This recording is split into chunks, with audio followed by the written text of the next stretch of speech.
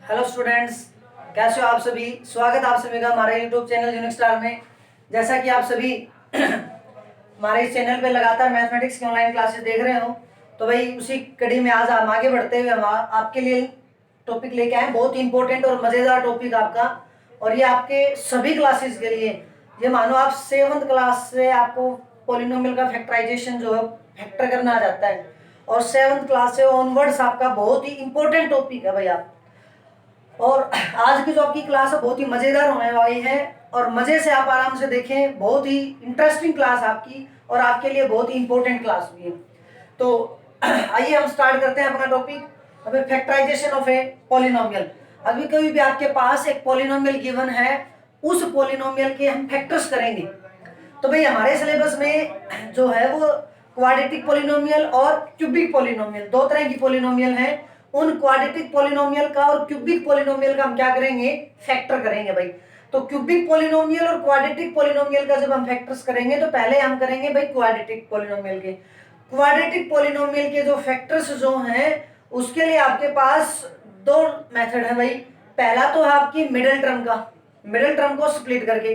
जैसे कि आपके पास जर्नल जो है एक ax square plus bx plus c, ये आपके पास क्या एक पॉलिनोमियल है। तो ये एक क्वाड्रेटिक पॉलिनोमियल है भाई। इस क्वाड्रेटिक पॉलिनोमियल में कितनी टर्म है भाई, आपके पास 3 टर्म है। तो 3 टर्म के अंदर जो बीच वाली जो टर्म है ना, इसको बोलते हैं मिडिल टर्म। इस मिडिल टर्म को क्या करना है भाई, स्प्लिट करना है। स्प्लिट का मतलब इसको हमें तोड़ना है भाई। इसको हम तोड़ करके बीच वाली जो टर्म है इसको हम तोड़ेंगे, और तोड़ करके इस क्वाड्रेटिक पॉलिनोमियल के क्या करेंगे, हम फैक्टर करेंगे। तो इसको जब तोड़ करके क्वाड्रेटिक फैक्टर को, जब इसको जो वैल्यू जो आपकी मिडिल टर्म, इसको हम तोड़ करके इसके फैक्टर करेंगे। तो इसके जो फैक्टर करने सीखने तो कैसे करने, सुनो ध्यान से। बहुत ही मजेदार क्लास है भाई आपकी, आज मजे से पढ़ेंगे और अच्छे से पढ़ना है आपको। देखो क्या है आपके लिए, स्टेप टू स्टेप आपको काम करना भाई। स्टेप नंबर 1 आपका क्या कहता है, स्टेप नंबर 1 ये कहता है कि आपके पास जो भी ये पॉलिनोमियल है ना, इस पॉलिनोमियल में ये आपकी स्टैंडर्ड क्वाड्रेटिक पॉलिनोमियल है। कौन सी है, स्टैंडर्ड क्वाड्रेटिक पॉलिनोमियल। स्टैंडर्ड का मतलब क्या होता है भाई, आगे किसी भी क्वाड्रेटिक पॉलिनोमियल में, किसी भी क्वाड्रेटिक पॉलिनोमियल में आपके पास 3 टर्म होंगी। अगर उसमें 3 की 3 टर्म मौजूद हैं तो वो आपके पास स्टैंडर्ड क्वाड्रेटिक पॉलिनोमियल है, मींस एक जर्नल क्वाड्रेटिक फॉर्म है। अब यहाँ पे देखो x स्क्वायर की टर्म भी है, x की भी, और कांस्टेंट टर्म में तीनों टर्म होनी चाहिए। तो भाई सबसे पहले आपको क्या करना है यहाँ पे, अगर भाई सबसे पहला काम आपका ये है, आगे यहाँ से आप a की वैल्यू को आइडेंटिफाई करो, b की वैल्यू को आइडेंटिफाई करो, और c की वैल्यू को आइडेंटिफाई करो। ए की वैल्यू को आइडेंटिफाई करना है, बी की वैल्यू को आइडेंटिफाई करना है, और सी की वैल्यू को आइडेंटिफाई करना है। उसके बाद आपको सबसे पहला काम, स्टेप नंबर 1 ये होगा। स्टेप नंबर 2, स्टेप नंबर 1 ये identify the ABC. Step number 2 के अंदर आपको क्या करना है, स्टेप नंबर 2 आपको एससी की वैल्यू बतानी भाई कितनी है। आपको क्या करनी है, एससी की वैल्यू बतानी है कितनी आएगी। और ए और सी की जो भी वैल्यू है ना यहाँ पे, उस ए और सी की वैल्यू निकालो कितनी है, मींस दोनों की मल्टीप्लाई करवा लो भाई। दोनों की क्या करवा लो, मल्टीप्लाई। दोनों की जब मल्टीप्लाई करवाओगे तो जो भी वैल्यू आएगी वो हम लिख लेंगे, इतना काम ध्यान रह जाएगा। स्टेप नंबर 3 के अंदर आपको क्या करना है भाई, स्टेप नंबर 3 के अंदर आपको करना है कि जो ये एससी जो था ना, इस एससी के 2 टुकड़े करने। क्या करने भाई, 2 टुकड़े करने, 2 पार्ट करने हैं। जब इसके 2 पार्ट करोगे तो उन पार्ट्स के ऊपर आपके लिए कंडीशन है भाई। उन पार्ट्स के ऊपर क्या आपके लिए कंडीशन है। कंडीशन क्या है, अगर भाई इस एससी के जब आप टुकड़े करोगे ना, तो उसके टुकड़े मान लिया जाए थोड़ी देर के लिए, अगर हम कहें अब उसके टुकड़े एक तो हो गया ई और एक हो गया एफ। इस एससी वैल्यू को हमने इन 2 पार्ट में तोड़ दिया, एक तो ई पार्ट में तोड़ दिया और एक क्या तोड़ दिया, एफ पार्ट में। लेकिन ये ई और एफ पार्ट आपके ऐसे पार्ट होने चाहिए कि जो हमारे, अगर हम इन दोनों की मल्टीप्लाई करवाएं, अगर हम इन दोनों की क्या करवाएं, मल्टीप्लाई तो करवाएं इन दोनों पार्ट्स की, मींस एससी के जो टुकड़े किए ना हमने, ई और एफ जो वैल्यू आई है, इस ई और एफ की अगर मल्टीप्लाई करवाओगे तो उसकी वैल्यू, मल्टीप्लाई की वैल्यू किसके बराबर आनी चाहिए, एससी के बराबर। उसकी वैल्यू क्या करनी चाहिए, एससी के बराबर आनी चाहिए भाई। दूसरा जो है, इस ई का और एफ का, इस ई का और एफ का या तो प्लस, हर क्वेश्चन में अलग अलग बात होगी भाई, या तो हम इस ई और एफ का क्या करेंगे, प्लस करेंगे, या फिर हम उसका क्या करेंगे, माइनस करेंगे। उसका प्लस या माइनस जो भी होगा, उसका प्लस माइनस किसके बराबर आना चाहिए, बी के बराबर आना चाहिए भाई। किसके बराबर आना चाहिए, बी के बराबर आना चाहिए। बात समझ में आई? एक बार मैं रिपीट करता हूं इस स्टेप्स को ताकि आपको अच्छे से समझ में आए। सबसे पहला काम क्या भाई आपको, कि जो भी क्वाड्रेटिक पॉलिनोमियल आपके गिवन है, उस क्वाड्रेटिक पॉलिनोमियल के अंदर आपको एबीसी की वैल्यू को आइडेंटिफाई करना है। ए बी सी की वैल्यू आइडेंटिफाई मींस एक टाइप से अगर हम ये कहें कि आपको एक्स स्क्वायर का कोएफिशिएंट बताना है, क्या होगा, एक एक्स का कोएफिशिएंट बताना है, क्या होगा, और एक कांस्टेंट टर्म बतानी है आपको, क्या होगी, कोई दिक्कत? तो स्टेप नंबर 1 आपका क्लियर है, बोला करो भाई। स्टेप नंबर 1 आपका क्लियर है। उसके बाद स्टेप नंबर 2, उसके बाद स्टेप नंबर 2, स्टेप नंबर 2 जो आपके पास ए और सी है, उस दोनों की मल्टीप्लाई करवानी है, उन दोनों की क्या करवानी है, मल्टीप्लाई। क्लियर है यहां तक? स्टेप नंबर 3 में आपको क्या करना है, कि जो भी आपके पास वैल्यू आई ना एससी की, उस एससी वैल्यू के दो टुकड़े करने हैं। मींस इस वैल्यू को दो पार्ट्स में ब्रेक करना है, दो पार्ट्स में तोड़ना है। वो दो पार्ट्स जब हम तोड़ेंगे तो वो दो पार्ट्स आपके ऐसे होने चाहिए कि उनके ऊपर कंडीशन है। ये नहीं अपनी मर्जी से कोई भी दो पार्ट में तोड़ दोगे ना, स्पेशल कंडीशन है। दो कंडीशन है। पहली कंडीशन तो ये, इन दोनों की जब मल्टीप्लाई जब करवाओगे तो वो मल्टीप्लाइड वैल्यू किसके बराबर आनी चाहिए, एससी के बराबर आनी चाहिए। वो मल्टीप्लाइड वैल्यू किसके बराबर आनी चाहिए, एससी के बराबर आनी चाहिए। दूसरा, अगर जो ये जो वैल्यू है ना, ये वैल्यू आपकी किसके बराबर होनी चाहिए, इनका जब हम प्लस माइनस करेंगे तो या तो प्लस करेंगे या फिर क्या करेंगे, माइनस। इनका प्लस या माइनस जो भी हम करेंगे ना, वो प्लस माइनस किसके बराबर आना चाहिए भाई, आपका बी के बराबर आना चाहिए भाई। किसके बराबर आना चाहिए, बी।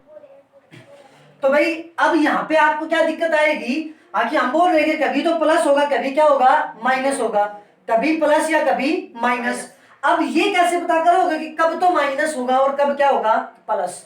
तो भाई देखो, वो प्लस या माइनस आपका किस पे डिपेंड करेगा, वो प्लस या माइनस आपका डिपेंड करेगा इस एससी की वैल्यू पर, इस एससी की वैल्यू पर। एससी की वैल्यू का मतलब, अगर जो एससी की वैल्यू आएगी ना, उस वैल्यू का साइन कैसा है, उस वैल्यू का साइन कैसा है।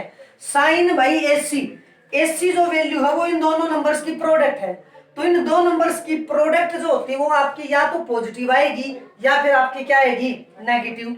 या तो पॉजिटिव आएगी या फिर क्या आएगी आपकी, नेगेटिव भाई। ठीक है, क्योंकि तो दो नंबर्स की प्रोडक्ट ही तो है। और अगर दो नंबर्स की प्रोडक्ट अगर है तो दो नंबर्स की प्रोडक्ट आपकी या तो पॉजिटिव होती है या फिर क्या होती है, नेगेटिव। तो इस पर आपको ध्यान देना है कि भाई या तो प्रोडक्ट पॉजिटिव या फिर नेगेटिव। अगर मान लिया जाए प्रोडक्ट आपकी क्या आ जाए, पॉजिटिव, अगर प्रोडक्ट आपकी क्या आ जाए, पॉजिटिव, तो उस केस में इन दोनों नंबर्स का क्या होगा भाई, प्लस होगा। इन दोनों नंबर्स का क्या करना हमें, प्लस। और प्लस करके किसके बराबर बनाना है भाई, बी के बराबर बनाना है। कोई दिक्कत?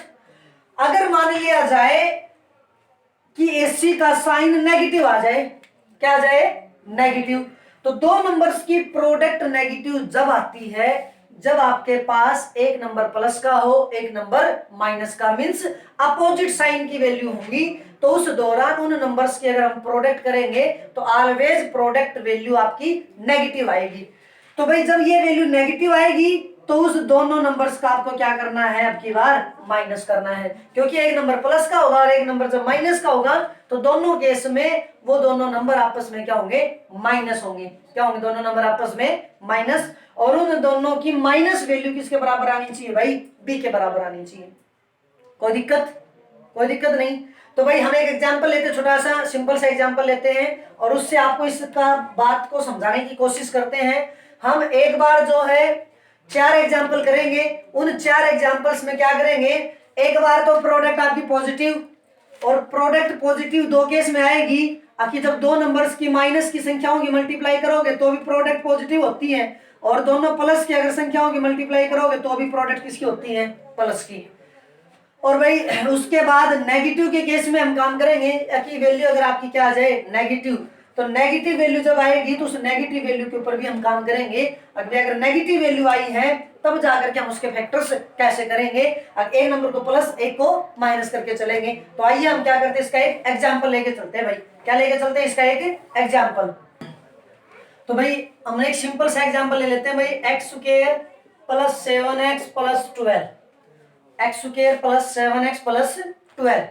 जब x square plus 7x plus 12 को जब सोल्व करोगे तो देखो जो हमने ये स्टेप बताए थे ना, स्टेप्स पे आपको काम करना है। स्टेप्स नंबर 1 जो था उसमें आपको ए बी सी की वैल्यू बतानी है, तो यहाँ पे आपको ए की वैल्यू बतानी है, बी की बतानी है और सी की। भाई हमने बताया था ए जो वैल्यू होती है वो होती है एक्स स्क्वायर का कोफिशिएंट।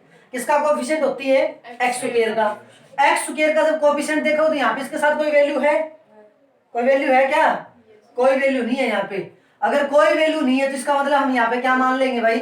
1 मान लेंगे। आपको लिखने की जरूरत नहीं, कभी लिख के दिखाओ ना, ये आपको खुद को पता होना चाहिए कि यहाँ पे अगर कुछ भी नहीं होता मल्टीप्लाई में तो हमेशा क्या माना जाता है? 1 माना जाता है। अगर प्लस का होता है तो +1, माइनस होती है तो -1। तो इसका मतलब ए की वैल्यू कितनी होगी आपकी? 1।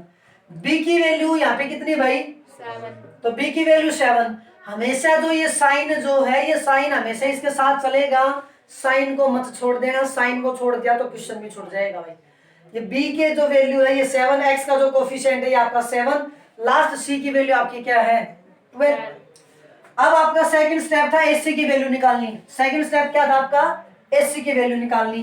तो एसी की वैल्यू ए ये रहा, सी ये रहा, तो एसी की वैल्यू कितनी आ गई? 1 × 12 = कितना आ गया? 12। कोई दिक्कत यहाँ तक? अब यहाँ तक कोई दिक्कत नहीं तो भाई अब आपके पास देखो ये 2 स्टेप आपके क्लियर हो चुके हैं, यहाँ तक किसी को कोई दिक्कत नहीं है। उसके बाद स्टेप नंबर 3 में हमें एसी के ऐसे टुकड़े करने हैं। एसी के क्या करने हैं? ऐसे टुकड़े करने भाई। तो एसी के हमें ऐसे टुकड़े करने मींस 12 के ऐसे टुकड़े करने हैं। आगे भाई वो टुकड़े आपके ऐसे होने चाहिए, आगे इसके 2 टुकड़े करने हैं और वो टुकड़े आपके ऐसे होने चाहिए। अब ई और एफ, या तो ई और एफ का हम प्लस करें तब बी के बराबर आ जाए, या फिर ई और एफ का क्या करें? माइनस करें तब किसके बराबर आ जाए? प्लस बी के।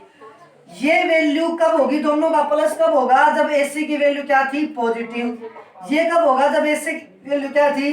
नेगेटिव। ठीक है, दोनों नंबर्स का माइनस कब होगा? जब दोनों नंबर की प्रोडक्ट जो थी वो क्या थी? नेगेटिव। प्लस कब होगा? जब दोनों नंबर्स की प्रोडक्ट क्या थी? पॉजिटिव। यहाँ पे ये वैल्यू पॉजिटिव है नेगेटिव है? पॉजिटिव। अगर ये पॉजिटिव है तो सीधी सी बात है कि हमें इन दोनों नंबर्स को क्या करना है? जोड़ना है। इसका मतलब यहाँ पे हम ऐसे नंबर्स लिखेंगे कि अगर हम उनको जोड़े ना तो जोड़ किसके बराबर आना चाहिए? बी के बराबर। और बी हमारा कौन है भाई? 7। कितना है? 7। और अगर उनकी मल्टीप्लाई करें ना तो मल्टीप्लाई किसके बराबर आनी चाहिए? एसी के बराबर। एसी की वैल्यू कितनी है? 12।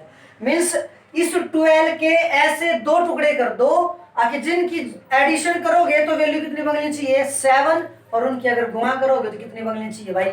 12। तो ऐसे 2 नंबर आप आसानी से ढूंढ सकते हो। उसको ढूंढने के लिए यहाँ पे तो छोटी वैल्यू है, अगर बड़ी वैल्यू आएगी तब देखेंगे। अब छोटी वैल्यू जो है उसके लिए तो आप डायरेक्ट भी कर सकते हो। अगर भाई आपको पता होगा कि 4 और 3, 4 और 3, तो 4 और 3 को जब ऐड करोगे तो वैल्यू क्या दे देगा? 7। और 4 और 3 की जब मल्टीप्लाई करोगे तो कितनी वैल्यू दे देगा? 12। कोई दिक्कत? लेकिन अगर यहाँ पे वैल्यू बड़ी हो, अगर आपको नहीं पता चले तब कैसे करोगे? तब बेटा आपको क्या करना है कि ये 12 यहाँ पे लिखोगे, इसके प्राइम फैक्टर्स करोगे। क्या करोगे? Prime factors. प्राइम फैक्टर्स में सबसे पहले हम 2 से डिवाइड करते हैं। जब तक वो 2 से भाग होगा 2 से ही करवाते रहेंगे। अगर 2 से डिवाइड नहीं होगा उसके बाद हम 3 पे काम करेंगे, 3 के बाद 5 पे, 5 के बाद 7 पे, सीक्वेंस में काम करेंगे। ये नहीं है सीधा पहले 5 पे दे दिया फिर 10 7 पे दे दिया फिर 2 पे आ गए ना। एक बार 2 से पहले, सबसे पहले 2 से, जब तक 2 से भाग जाएगा 2 से देते रहेंगे। जब 2 से बंद हो जाएगा भाग जाना तब हम 3 पे ट्राई करेंगे। 3 पे नहीं जाएगा तो फिर हम 5 पे ट्राई करेंगे। इस तरह से आपको चलना है, ऊपर से चलना है 2 3 5 से। तो भाई सबसे पहले ये 2 से डिवाइड करेंगे, 2 से डिवाइड होता है आपका, तो 2 से किया तो ये 2 6 12, ये 2 से किया 3। अब देखो ये 2 बार गया, अब ये 3 आ गया, तो 3 से 2 से डिवाइड नहीं होता, 3 नहीं होता, तब इसको छोड़ दो, यहीं पे छोड़ दो, ये आपका काम खत्म। क्योंकि क्या आएगा आपके पास? 3 पे जाएगा, ये आपके पास क्या है? इसकी वैल्यू 1 आ गई। अब यहां से आपको इनकी पेयरिंग करनी है। 12 के जो फैक्टर आए ना वो क्या क्या है? 2 × 2 × प्राइम फैक्टर्स की बात है भाई सिर्फ आपकी, तो 2 × 2 × 3। इन तीन वैल्यू के आपको कॉम्बिनेशन बनाने हैं। यहाँ पे तो तीन वैल्यू हैं, कहीं किसी क्वेश्चन में आपके साथ ज्यादा वैल्यू भी हो सकती हैं, उनके आपको कॉम्बिनेशन बनाने हैं और वो ऐसे कॉम्बिनेशन होने चाहिए कि उनका प्लस तो इसके बराबर आ जाए और उनकी मल्टीप्लाई 12 के बराबर आ जाए। जो आपकी ये कंडीशन है, अगर उनका प्लस तो किसके बराबर, बी के बराबर, और उनकी प्रोडक्ट जो हो किसके बराबर आ जाए, जो वैल्यू है वो एसी के बराबर आ जाए। ठीक है, अब देखो भाई, अगर हम इसको कैसे कॉम्बिनेशन मंगाएंगे, इस अकेलों को लेके चलेंगे, इन दोनों को एक साथ लेके चलेंगे, इस अकेले को लेके चलेंगे 2 है, इन दोनों को साथ लेंगे, ये कितना हो जाएगा 6 और 2 का जोड़ आता है 8, हमें तो चाहिए क्या 7, तो ये तो पार्ट नहीं बनेगा।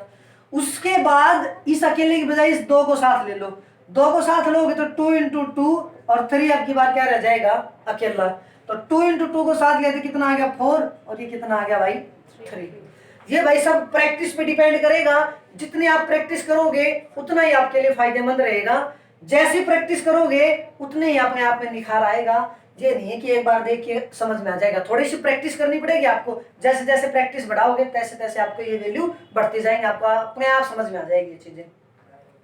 अगर स्टेप समझ में आए हैं तब तो कोई दिक्कत नहीं है, एक बार इन चीजों को दोबारा से सुन लो, जो भी यहाँ पे वैल्यू हो उसकी इस तरह से आपको फैक्टर करने हैं, जितने भी फैक्टर होंगे उनको हम यहाँ पे लिख लेंगे, उनके हमें कॉम्बिनेशंस बनाने हैं, जैसे हमने बनाए, पहली अकेली वैल्यू को ले लिया, फिर इसको साथ ले लिया, फिर एक पे बात नहीं बन ली थी, पहले 2 को साथ ले लिया, तीसरे को अकेले को ले लिया, तब जाकर के हमारे पास बात बन गई, तो अपना काम कंप्लीट होगा। लेकिन यहाँ पे छोटी सी वैल्यू थी, तुरंत काम, कुछ बड़ी वैल्यू आएगी तो वहां पे आपको ज्यादा सोचना पड़ेगा। तो भाई अब आपको क्या करना है, यहाँ से अब ये वैल्यू आपको पता चल गया कि फैक्टर क्या क्या क्या होंगे 4 और 3, तो जो मिडिल वाली जो टर्म होती है ना भाई, इस मिडिल टर्म को हम क्या कर देते हैं, स्प्लिट तोड़ देते हैं। तो तोड़ने के बाद ये जो वैल्यू आपकी क्या बचेगी, x² प्लस 7x जो थी ना, इस 7x को 4 और 3 में तोड़ देंगे, एक 4x कर देंगे, क्या कर देंगे 3x, और प्लस में क्या हो जाएगा 12। इसमें कोई दिक्कत नहीं, आप 3x पहले लिखते हो या 4x लिखते हो, आपकी मर्जी, कैसे भी लिखते हो कोई दिक्कत नहीं है, ठीक है, चलेगा ये काम। अब यहाँ पे देखो आपके पास ये 4 टर्म होगी भाई, कितनी टर्म होगी 4। अब अगर ये 4 टर्म होगी तो 4 टर्म्स में से 2-2 के पेयर बनाने, 2-2 के क्या बनाने हैं पेयर, और ऐसे पेयर बनाने जिनमें से कॉमन आए। तो भाई देखो जब हमने इनको सीक्वेंस में लिख दिया तो एक पेयर तो आपके पास ये बन गया, एक पेयर आपके पास ये बन गया भाई, कोई दिक्कत। अब ये जो पेयर बना ना, इस पेयर में से देखो इनमें से क्या कॉमन आ रहा है, इनमें से ये देखो कि कॉमन क्या रखा है, जो कॉमन आएगा उसको बाहर कर लो, और कॉमन का मतलब होता है उससे डिवाइड करना। तो यहाँ पे अगर x² और 4x में देखोगे तो शायद आपको साफ साफ दिखाई दे रहा होगा x कॉमन आता है, कितना कॉमन आता है भाई, x कॉमन आ रहा होगा x² और 4x में से। जब x कॉमन आएगा तो यहाँ से क्या बच जाएगा भाई, x बच जाएगा, ये बीच में प्लस का साइन है तो प्लस बच जाएगा, 4x है तो यहाँ पे क्या बच जाएगा आपका 4 बच जाएगा, तो x इंटू एक्स प्लस 4, यहाँ तक कोई दिक्कत। जे x कॉमन ले लिए इन दोनों में से, ये x बच गया, x bracket start x plus 4।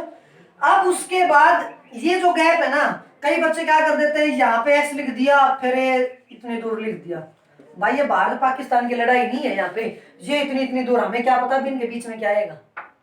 तो हमेशा आपको ध्यान करना है अकिन के बीच का जो गैप है ना, वो एक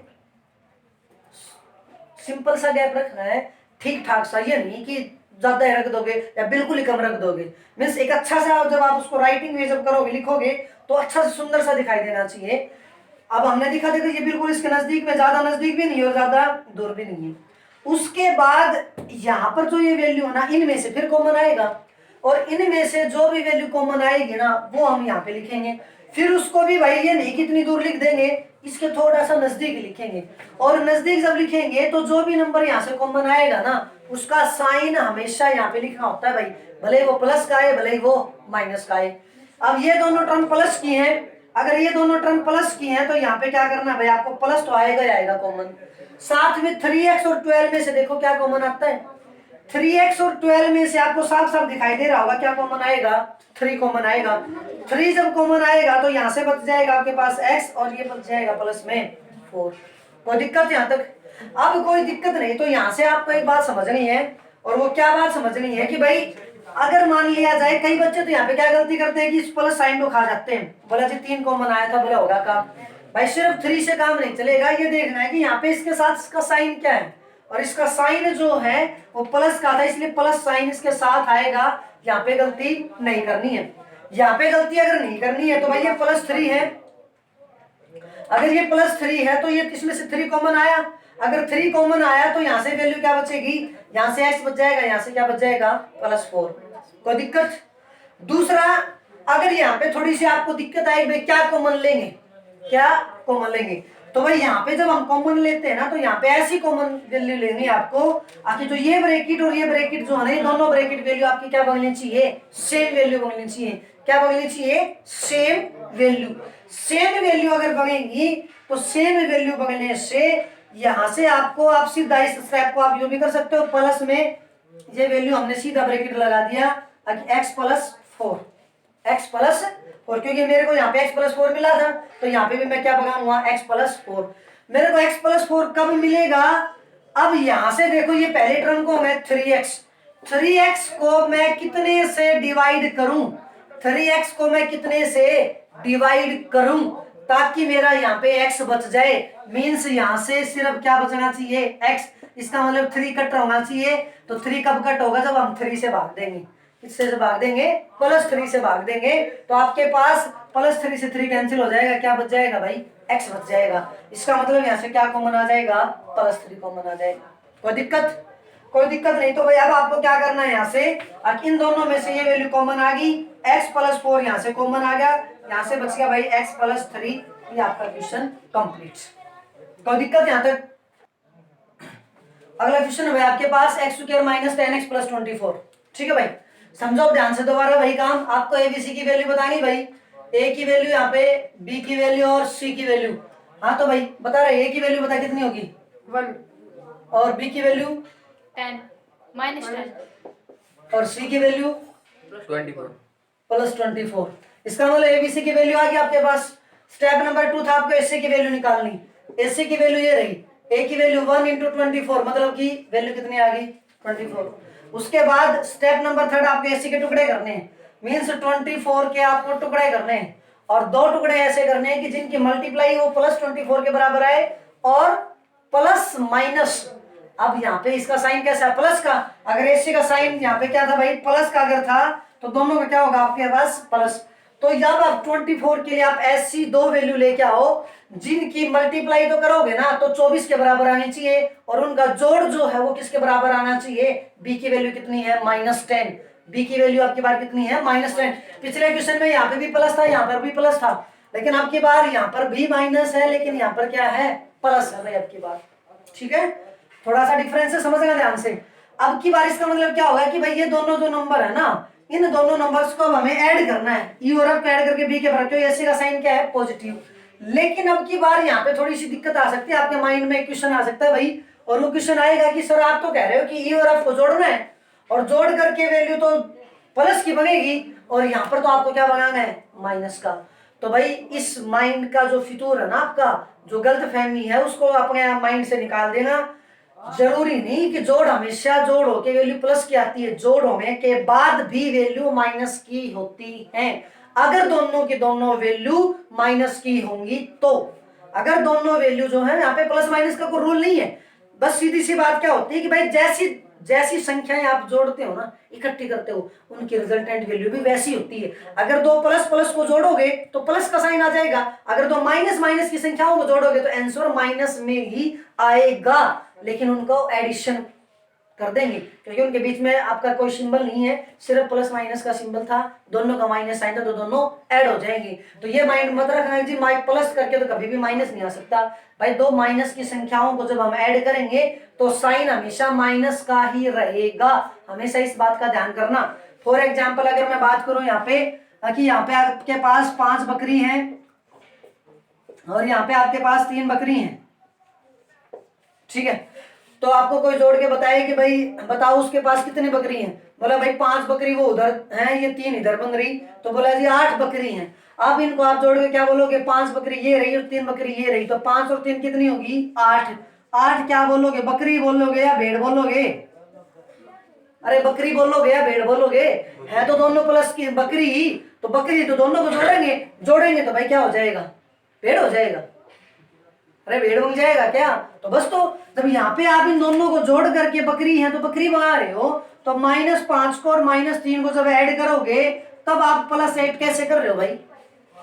यहाँ पर भी तो दोनों माइनस है, माइनस का मतलब बकरी मान लो ना साइन, तो माइनस का मतलब ये होता है कि इनके बीच में अगर मल्टीप्लाई का और डिवाइड का साइन नहीं है तब ये माइनस माइनस दोनों ऐड होंगे, तब ये दोनों माइनस माइनस क्या होंगे?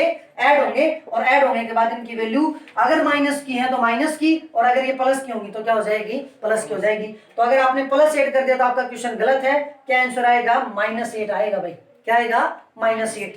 तो अब आइए आपके क्वेश्चन पे। अब क्वेश्चन पे जब आओगे तब आपके पास क्या वैल्यू भाई? ये भाई आपको ऐसे दो फैक्टर करने जिनकी मल्टीप्लाई तो 24 आ जाए और प्लस कितना आ जाए? -10 के बराबर आ जाए। तो भाई देखो, हमने आपको बताया था अगर आप डायरेक्ट निकाल सकते हो तो बहुत अच्छी बात है, अदरवाइज आप 24 के प्राइम फैक्टर करो भाई। 24 के क्या करो? Prime factor. तो प्राइम फैक्टर पहले 2 से डिवाइड किया 12, 2 से किया तो 6 और 2 से किया तो 3 आ गया भाई। ठीक है, अब 3 को यहाँ पे छोड़ दो तो 3 से 1, तो 24 के फैक्टर को हमने लिख दिया 2 × 2 × 2 × 3, ये प्राइम फैक्टर्स आ गए।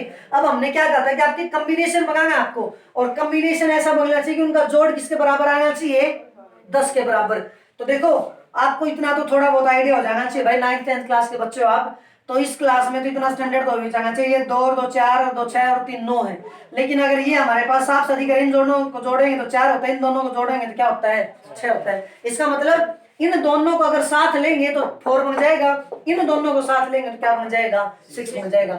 4 और 6 का एडिशन करोगे तो 10 आ जाता है, 4 और 6 की मल्टीप्लाई करोगे तो कितना आ जाता है? 24। इसका मतलब यहाँ पे इसको एक को 4 में तोड़ देंगे, एक को किस में तोड़ देंगे? 6 में। लेकिन हमें दोनों को ऐड करना, और ऐड करने के बाद b की वैल्यू के बराबर वैल्यू चाहिए -10, तो इसको भी -4 करेंगे और इसको भी क्या करेंगे? -6। कोई दिक्कत यहाँ तक? कोई दिक्कत नहीं। तो भाई आइए अब इससे आगे जब आप आओगे तो एससी की वैल्यू आ चुकी। आप अब इसको तोड़ दो बीच वाले टर्म को, बीच वाले टर्म को तोड़ो, क्या आएगा? -4x -6x और प्लस में कितना आ गया भाई? 24। अब इन दोनों के अंदर अपना काम देखो क्या आता है भाई, इन दोनों के अंदर आपका वही कॉमन है, आपका क्या? x कॉमन करोगे तो यहाँ से वैल्यू बचेगी x, यहाँ से वैल्यू बचेगी -4, x -4। जब x -4 जब सोल्व करोगे तो ये वैल्यू यहाँ से कितनी आ जाएगी भाई? यहाँ तक तो कोई दिक्कत?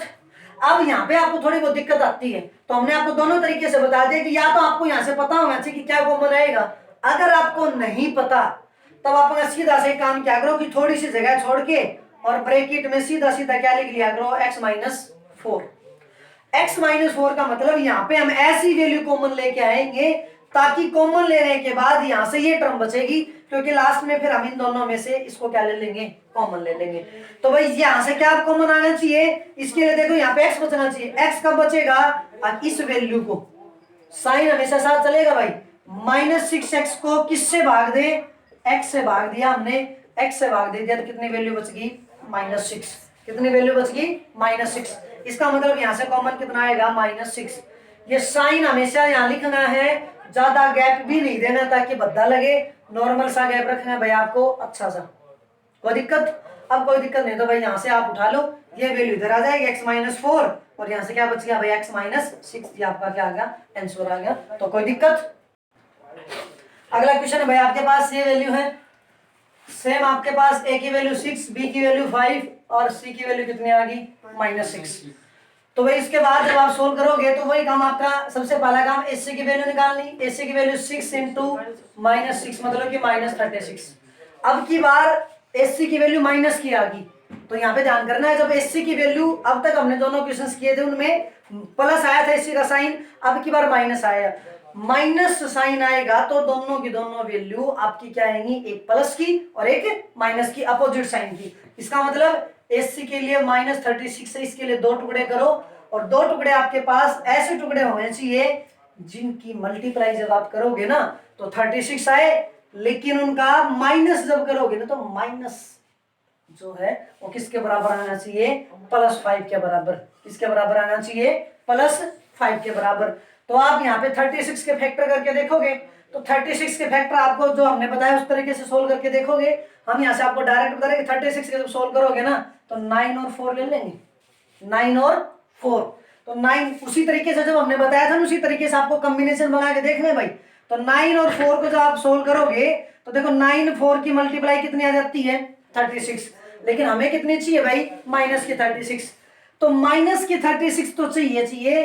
अब माइनस या तो यहाँ पे लगाओगे या फिर यहाँ पे एक को माइनस करना पड़ेगा, लेकिन कौन से को माइनस करोगे वो चीज जरूरी है।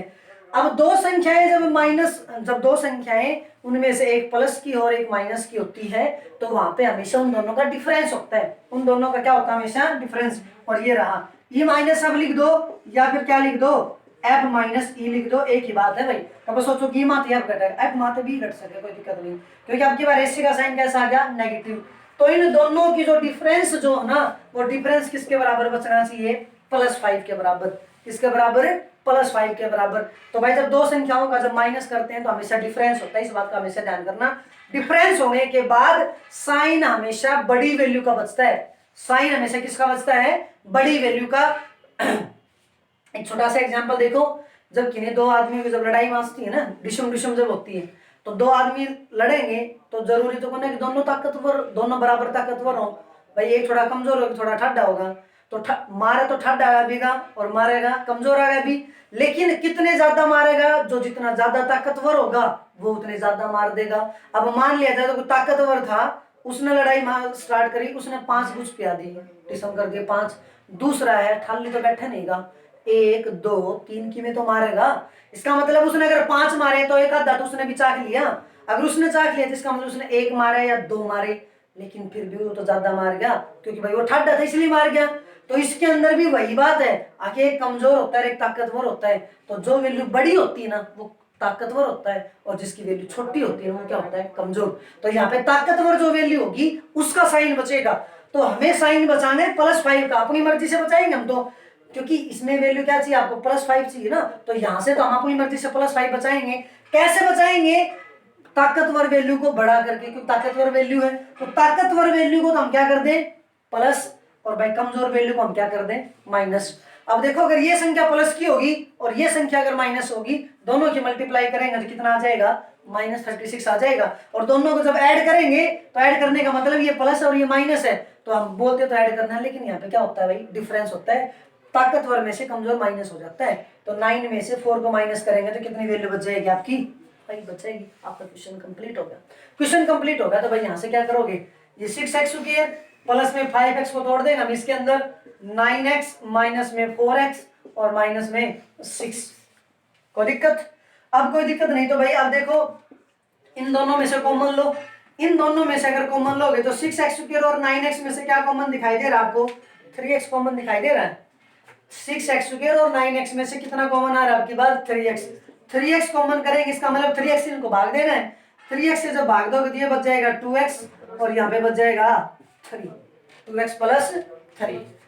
अब भाई अगली वैल्यू में से भी कुछ कॉमन आएगा, लेकिन जो भी कॉमन आएगा उसका साइन हमेशा उसके साथ रहेगा। यहाँ पे दोनों माइनस है, यहाँ ब्रैकेट में हमें दोनों संख्या प्लस की चाहिए इसलिए माइनस तो कॉमन आएगा ही आएगा।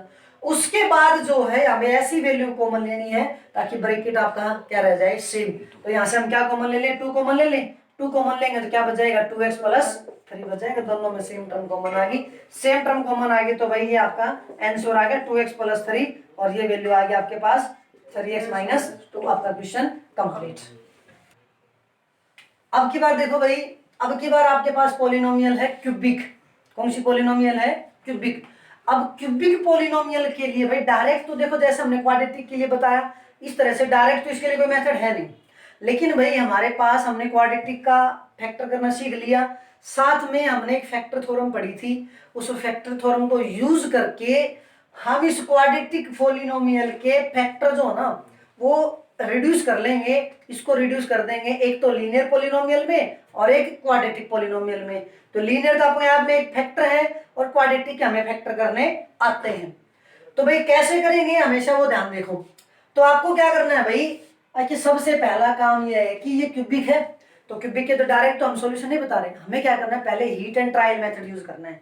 क्या मेथड यूज करना है heat and trial. Heat and trial method से हम पहले इसका जीरो निकालेंगे। क्या निकालेंगे इसका एक जीरो निकालेंगे, कोई भी एक जीरो। और जीरो का मतलब आपको पता है कि क्या होता है पॉलिनोमियल का जीरो। पॉलिनोमियल के जीरो का मतलब ये है कि अगर x = a जो है is a zero if P of A is equal to क्या हो जाएगा 0। मीन्स अगर x की जगह पे आप वैल्यू a रखोगे तो a वैल्यू रखने से उस पोलिनोमियल का मान जो है 0 अगर आ जाता है तो उस a वैल्यू को हम क्या कहते हैं, उसका एक 0 कह देते हैं। तो हमें एक ऐसी वैल्यू लेके आनी है कि वो वैल्यू जब हम इसमें पुट करें ना तो पुट करने के बाद इसका आंसर क्या बन जाए 0 बन जाए भाई। तो आप छोटी से छोटी वैल्यू सिंपल वैल्यू रख के देखना भाई, +1 है, -1 है, 2 है, -2 है, 3 है, -3, इस टाइप से छोटी छोटी वैल्यू रख के देखना। अब छोटी छोटी वैल्यू रख के देखोगे अब तुम्हारे माइंड में बात आएगी, अरे सर कितनी वैल्यू रख के देखा, कौन कौन सी वैल्यू रख के देखा, सीधी 3 रखा, 1 रखा, 2 रखा। भाई हमेशा कोशिश तो करनी है कि छोटी वैल्यू से, लेकिन एक आपको एक एक्सपेक्टेशन बताते हैं कि भाई क्राइटेरिया बता दें कि कितनी वैल्यू चेक करोगे। वैल्यू आपको 0 एक ही चाहिए, एक 0 से आपका काम चल जाएगा, 5 की जरूरत नहीं है, एक 0 निकालना पहले बस।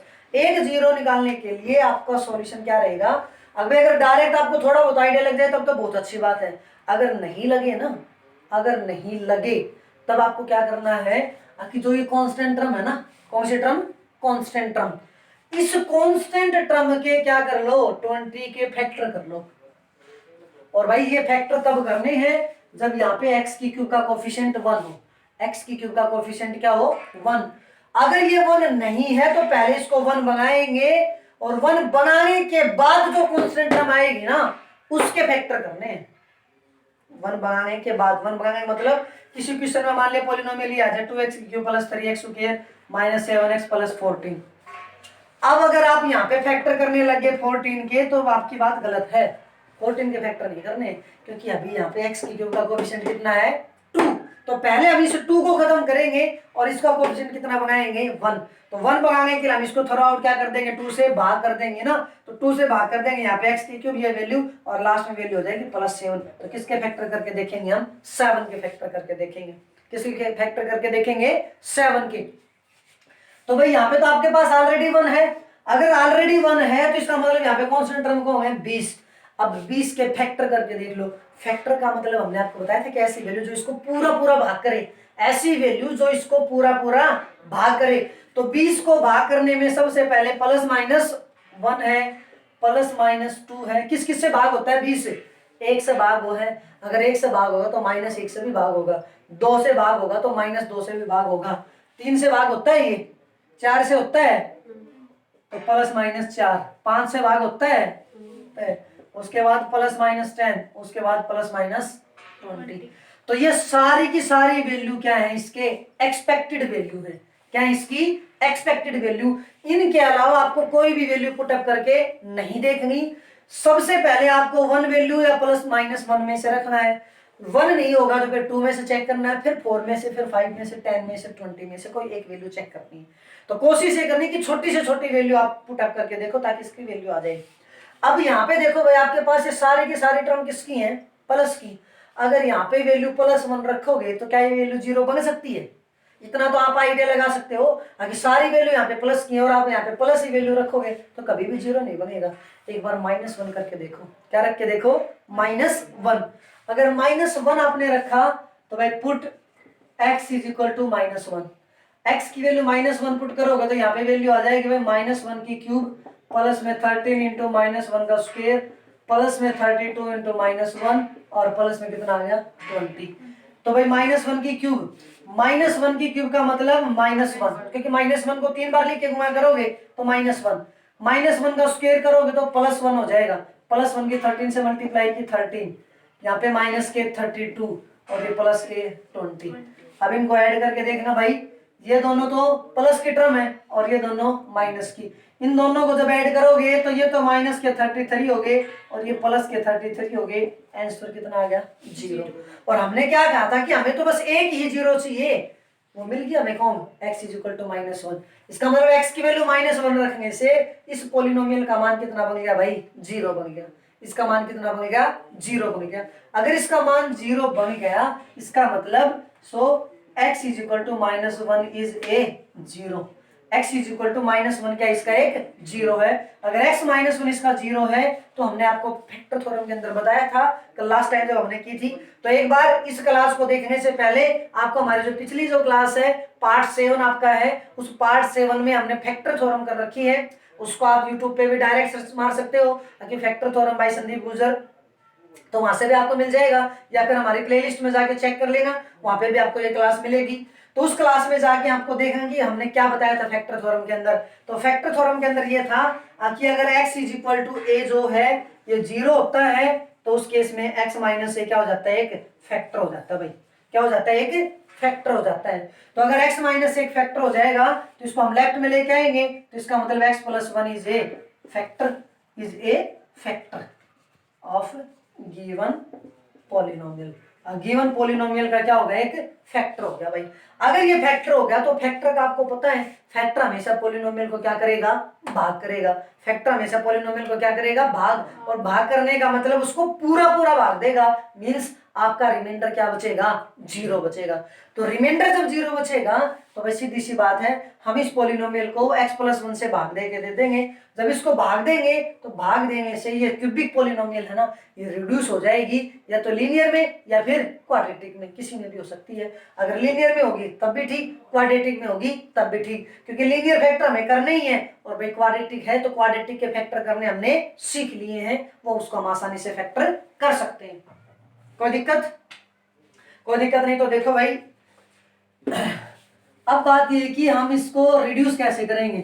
तो रिड्यूस करने के लिए हमने जो आपको फैक्टर जो निकाला है ना, उस फैक्टर का यूज क्या करोगे आप, कि जो ये पॉलिनोमियल है ना आपकी गिवन पॉलिनोमियल, इस पॉलिनोमियल को भाग दे दो, इस पॉलिनोमियल को क्या दे दो, भाग दे दो। और भाग किससे देना है, x प्लस 1 से, x प्लस 1 से, किसको, इसको, x की cube plus 13x square plus 32x और प्लस के 20। हमने जब एक पॉलिनोमियल को दूसरी पॉलिनोमियल से भाग देना सिखाया था ना, तब हमने आपको दोनों मेथड सिखाए थे, रिमाइंडर थ्योरम से भी बताया था रिमाइंडर निकालना, और ये भाग विधि भी बताई थी, लॉन्ग डिवीजन मेथड भी बताया था आपको, दोनों मेथड हमने आपको बताए थे। तो अगर वहां पे आपने सीखा होगा तो ये मेथड आपको अब कोई दिक्कत नहीं होगी, आप आसानी से उसको डिवाइड कर सकते थे। उसमें हमने आपको क्या हिंट दिया था भाई, हमने कहा था कि जब एक पॉलिनोमियल को दूसरी पॉलिनोमियल से जब भाग करोगे ना, तब हमने आपको कहा था कि अंदर से एक वैल्यू ले लो x की क्यूब। और भाई सबसे पहली बात ये थी कि जो ये टर्म्स जो होते हैं इनका जो पावर जो वो डिक्रीजिंग ऑर्डर में होनी चाहिए, टर्म्स जो है इनकी पावर्स वो डिक्रीजिंग ऑर्डर में होनी चाहिए। अगर वो डिक्रीजिंग ऑर्डर में होनी चाहिए तो बेटा ये 3, ये 2, ये 1 ये ऑलरेडी है आपका, तो हमने इसके अंदर से पहली टर्म उठाई, बाहर से भी इसकी पहली टर्म उठाई x। x से एक पावर कम हो जाएगी, किस पे भाग चला जाएगा भाई, x स्क्वायर पे, किस पे जाएगा भाग, x स्क्वायर पे। इसका मतलब यहाँ पे वैल्यू क्या आ गई, x स्क्वायर आ गई ना आपकी क्वाड्रेटिक पॉलिनोमियल, और यही हमें चाहिए थे भाई। तो इससे जब अब ये जो वैल्यू आई ना भाग, इसको इससे मल्टीप्लाई करवा दो, दोनों से मल्टीप्लाई करवाओगे तो इससे तो आ जाएगा x की क्यूब, इससे आ जाएगा भाई x स्क्वायर। ये वैल्यू आ गई नीचे, ये माइनस, यहाँ पे हम दोनों का साइन चेंज करेंगे भाई, ये प्लस का था माइनस का होगा, ये प्लस का था ये माइनस होगा, ये दोनों कैंसिल, ये 13 प्लस के हैं, ये माइनस का x स्क्वायर है। जब साइन चेंज कर देंगे तो नीचे वाला साइन लागू होगा, बीच वाला साइन कट जाता है, तो ये प्लस का 13 ये माइनस का x स्क्वायर है, तो 13x स्क्वायर में से x स्क्वायर का कितना बच गया भाई, 12x स्क्वायर बच गया। उसके बाद ये नीचे उतार लो, प्लस के 32x और प्लस के कितना आ गया 20। फिर वही काम आपका, इसके एक टर्म उठा लो 12x स्क्वायर, बाहर से एक टर्म उठाओ x से एक पावर कट जाती है, कितना बच जाता है भाई 12x। इसका मतलब भाग किस पे जाएगा, देखो ये प्लस का बचा है तो प्लस का 12x पे भाग चला जाएगा, प्लस के 12x पे। तो भाई इससे मल्टीप्लाई करोगे अब 12x की, इन दोनों से मल्टीप्लाई करोगे तो इससे करोगे तो ये तो हो जाएगा 12x स्क्वायर, और इससे करोगे तो प्लस का 12x। कोई दिक्कत यहाँ से, अब कोई दिक्कत नहीं। तो भाई ये माइनस और ये माइनस, ठीक है, ये माइनस और ये माइनस, तो भाई ये दोनों कैंसिल, 32 में से 12 गए तो 0, ये 20x आ गया। कोई दिक्कत, कोई दिक्कत नहीं। तो भाई ये वैल्यू आ गया आपके पास प्लस 20, प्लस में क्या आ गया आपके पास 20। अब देखो ये पहली टर्म इसकी 20x है, बाहर x है, x से x गया, भाग किस पे जाएगा प्लस 20 पे, प्लस 20 पे भाग चला गया, तो ये आपकी वैल्यू क्या आ गई प्लस 20 वैल्यू आ गई। इसका मतलब इससे मल्टीप्लाई करवा दो, 20x प्लस में क्या आ गया भाई 20, ये माइनस ये भी कैंसिल, रिमाइंडर आपका क्या बच गया 0। और हमने आपको यही सिखाया था कि अगर कोई भी फैक्टर होगा तो वो उस पॉलिनोमियल को डिवाइड करेगा, और डिवाइड करने का मतलब कंप्लीटली डिवाइड मींस आपका रिमाइंडर क्या आता है 0। और हमने ये रिजल्ट लगाया था कि अगर ये इसका 0 होगा तो इसका फैक्टर है, देखो इससे भाग दे तो रिमाइंडर क्या बच गया आपका 0 बच गया भाई। रिमाइंडर आपका क्या बच गया 0। यहाँ तक कोई दिक्कत किसी को? कोई दिक्कत नहीं। तो भाई अब हमने छोटी क्लास में एक डिवीजन एल्गोरिथम थी, डिवीजन के ऊपर हम उसका एक रूल था आपके पास, हम वहाँ पे रूल जब डिवाइड करवाते थे तो अपन उत्तर की जांच करते थे, वेरिफिकेशन करते थे आंसर की, और आंसर की जब वेरिफिकेशन जब करते थे तो हम इसको लिखते थे dividend. Dividend is equal to divisor into quotient और प्लस में रिमाइंडर। डिवाइडेंड जिसको भाग दे रहे हैं ये अंदर वाली टर्म, डिवाइजर जिससे भाग दे रहे हैं, कोशिएंट जिसपे भाग जाता है और रिमाइंडर जो बचता है। इसका मतलब इस वैल्यू को, अंदर वाली वैल्यू को हम किसकी टर्म में लिख सकते हैं, किसके बराबर लिख सकते हैं? डिवाइजर जिससे भाग दिया है, इनटू में कोशिएंट जिसपे भाग गया है, और प्लस में रिमाइंडर। तो हमारे पास हमारा डिवाइडेंड कौन है ये, तो इसकी जगह पे हम क्या लिख सकते हैं? डिवाइजर ये वैल्यू मल्टीप्लाई में ये वैल्यू और प्लस में रिमाइंडर कौन है? 0 लिख सकते हैं ऐसा। इसका मतलब अब हम इस वैल्यू को क्या लिख सकते हैं? x की cube plus 13x square plus 32x plus 20 को किसके बराबर लिख सकते हैं भाई? ऐसा लिख सकते हैं ना, ताकि x प्लस 1 जिससे भाग दिया डिवाइजर कौन था? x प्लस 1 किस पे भाग गया है? x square plus 12x plus 20 पे, और प्लस में रिमाइंडर, और रिमाइंडर तो आपका यहाँ पे कितना है? 0, तो रिमाइंडर 0, तो इसको हमने खत्म कर दिया भाई। कोई दिक्कत यहाँ तक? अब कोई दिक्कत नहीं। तो भाई इस वैल्यू, ये तो आपके पास ऑलरेडी लीनियर फैक्टर में है, इसको रिड्यूस करना है फैक्टर्स में। तो जब इसको जब फैक्टर्स में जब रिड्यूस करोगे तो ये तो आपने सीख रखा बहुत आसानी से, और बहुत आसानी से सीख रखा। तो इसको कैसे करोगे? अगर भाई x प्लस 1, इसके लिए आप क्या करोगे? x स्क्वायर, इसमें क्या लिखोगे? देखो 12x और 20 है, मल्टीप्लाई तो कितनी आनी चाहिए? 20, और जोड़ घटा कितनी आनी चाहिए? 12। तो प्लस की वैल्यू आनी चाहिए, तो दोनों का जोड़ होगा, और यहाँ पे भी जोड़ 12, प्लस का बचना चाहिए, तो 10 और 2 वैल्यू आ जाएगी, क्योंकि 10 की और 2 की मल्टीप्लाई करोगे तो 20, और 10 को 2 को ऐड करोगे कितना आ जाएगा? 12। तो उसको क्या लिख देंगे? Plus 10x plus 2x plus 20। ये बात समझ में आ गई सभी को? कोई दिक्कत यहाँ तक? अब कोई दिक्कत नहीं। तो ये वैल्यू क्या आ जाएगी भाई? x प्लस 1 इंटू में, अब इन दोनों में से क्या कॉमन आएगा? x कॉमन आ जाएगा भाई, x कॉमन आ जाएगा तो x प्लस 10, इन दोनों में से फिर प्लस 2 कॉमन आएगा, x प्लस 10, ये वैल्यू आ जाएगी। कोई दिक्कत? अब कोई दिक्कत नहीं। तो भाई अब आपके पास क्या वैल्यू बचेगी? इन दोनों में से क्या कॉमन? x प्लस 10, तो ये बाहर क्या था आपका? x प्लस 1, अंदर से x प्लस 10 कॉमन आ गया, तो यहाँ से क्या बच गया? x, और यहाँ से क्या बच गया? प्लस 2, तो x प्लस 2, ये आपका आंसर आ गया। यहाँ तक कोई दिक्कत?